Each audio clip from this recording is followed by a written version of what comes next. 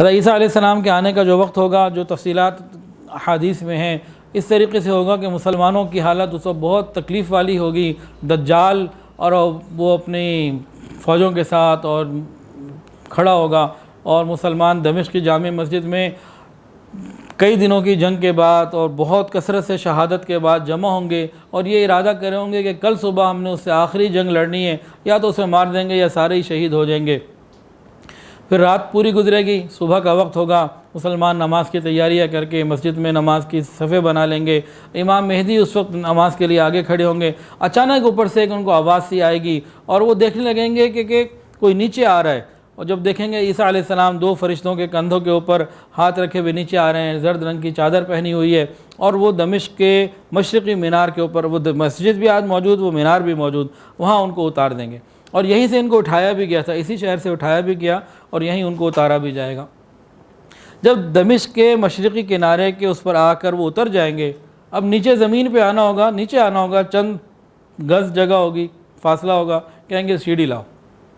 آسمانوں سے بغیر سیڑھی کے آ گئے، لیکن اب دنیا کے اندر اسباب کا معاملہ ہے، اب یہاں فرمایا کہ بھئی نیچے اترنے کے لیے سیڑھی چاہیے، ان کے لیے سیڑھی لگائی جائے گی۔ عیسیٰ علیہ السلام نیچے تشریف لائیں گے، مسلمان ان کو فوراً پہچان لیں گے اور بہت خوش ہو جائیں گے، اور امام مہدی ان سے کہیں گے نماز آپ پڑھائیے، کہیں گے نہیں، امامت آپ کے لیے، نماز یہ والی آپ نے پڑھا نہیں ہے۔ تو حضرت امام مہدی جو ہیں وہ نماز پڑھائیں گے، حضرت عیسیٰ علیہ السلام ان کے پیچھے نماز پڑھیں گے، امتی امام ہوگا، اور عیسیٰ علیہ السلام بھی امتی بن کر آئیں گے، جبکہ نبی بھی ہیں۔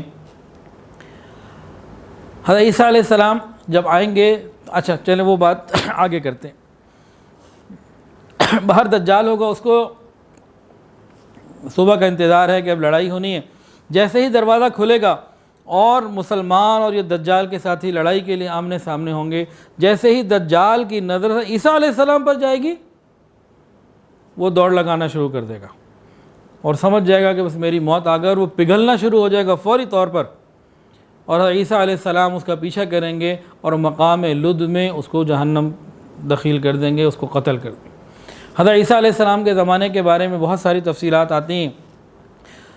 جہاں تک ان کی سانس جائے گی، جہاں تک ان کی سانس جائے گی، اس کی رینج میں جو کافر آئے گا مر جائے گا، اور ان کی سانس کہاں تک جائے گی؟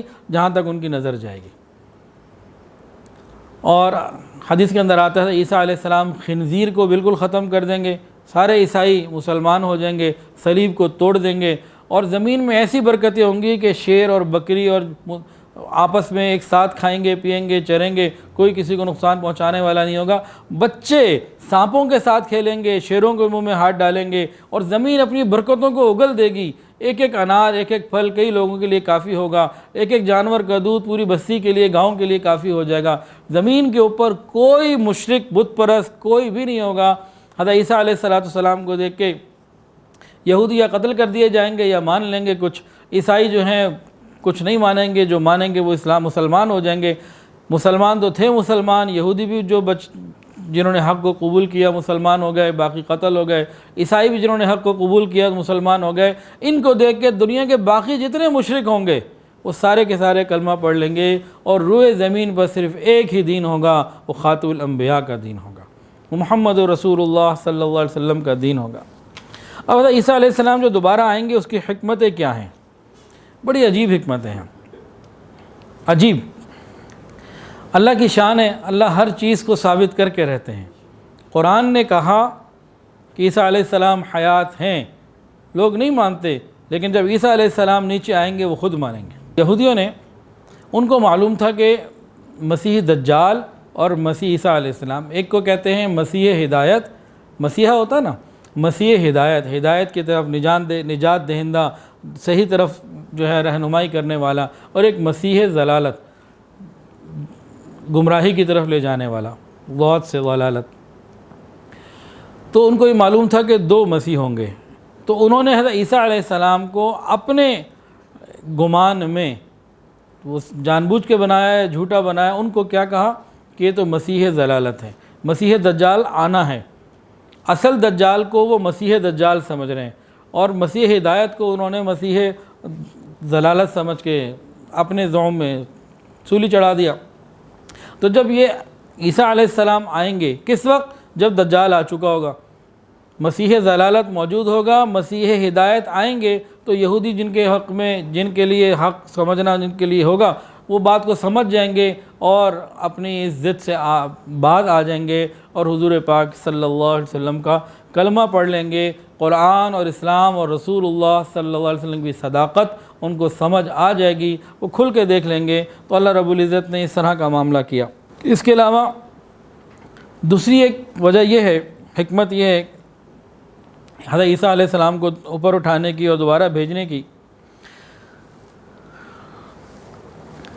کہ یہودی اور عیسائی دونوں کہتے ہیں کہ آپ کو صلیب چڑھا دیا گیا۔ ان کے بھی بہت سارے فرقے ہیں، آپس کے اندر کئی معاملات ہیں، لیکن آج کل تو اکثر لادین ہیں، کیونکہ اگر یہ صحیح عیسائی ہوتے تو عیسیٰ علیہ السلام نے تو کہا تھا کہ ان پر ایمان لے کے آنا، تو انجیل کے اندر یہ بات موجود۔ تو بہرحال تو یہودی بھی کہتے ہیں سولی چڑھا دیے گئے اور عیسائی بھی کہتے ہیں، لیکن دونوں کے نظریات میں زمین آسمان کا فرق ہے۔ یہودی کہتے ہیں کہ وہ مسیح ضلالت تھے، یعنی دجال والا بات کرتے ہیں، اور نصارہ کہتے ہیں کہ وہ خدا کے بیٹے تھے اور ان کو سولی اس لیے دی گئی کہ ہمارے گناہوں کا کفارہ بن گیا، ہم سیدھے جنت میں جائیں گے۔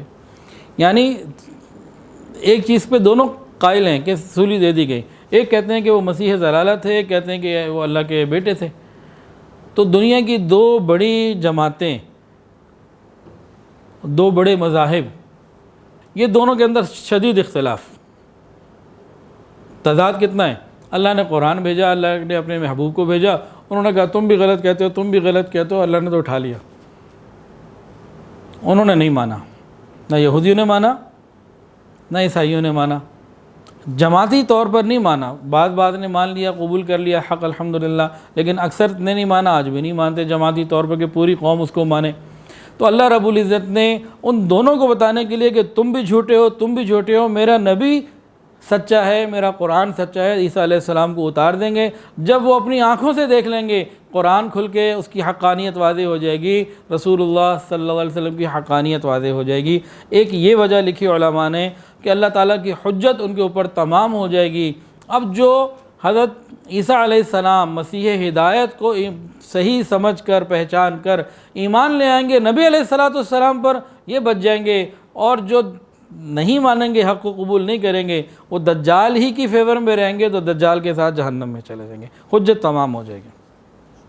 قرآن مجید کے اندر ایک آیت ہے جس کے اندر یہ وَإِذْ أَخَذَ اللَّهُ مِيثَاقَ النَّبِيِّينَ لَمَا آتَيْتُكُم مِّن كِتَابٍ وَحِكْمَةٍ ثُمَّ جَاءَكُمْ رَسُولٌ مُصَدِّقٌ لِّمَا مَعَكُمْ لَتُؤْمِنُنَّ بِهِ وَلَتَنصُرُنَّهُ۔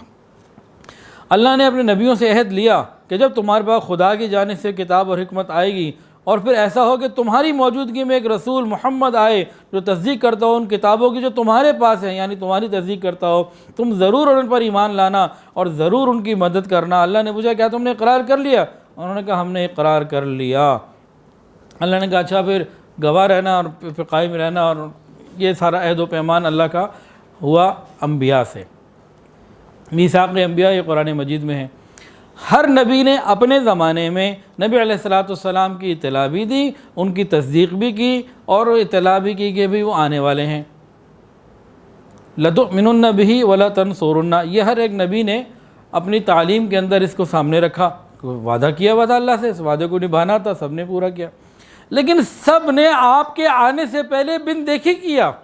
تو اللہ نے چاہا کوئی نبی ایسے بھی ہوں جو ان کے دور نبوت میں آ کر تمام انبیاء کی نمائندگی کرتے ہوئے قیامت کے دن بتا دیں کہ اللہ میں نے جان و مال سے بھی کیا، ہر طریقے سے کیا۔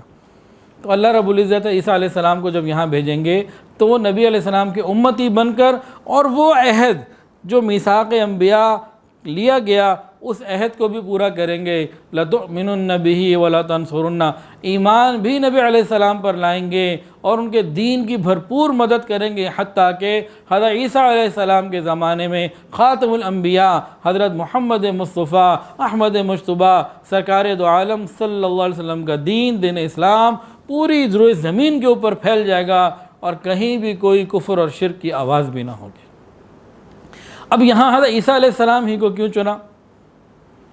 ویسے ابراہیم خلیل اللہ بھی تو اس کام کے لیے منتخب کیے جا سکتے تھے، حضرت موسیٰ علیہ السلام بھی منتخب کیے جا سکتے تھے، اس کی حکمت کیا تھی؟ تو اس کے بارے میں فرمایا کہ در حقیقت حضرت عیسیٰ علیہ السلام یہ خاتم الانبیاء بنی اسرائیل ہیں۔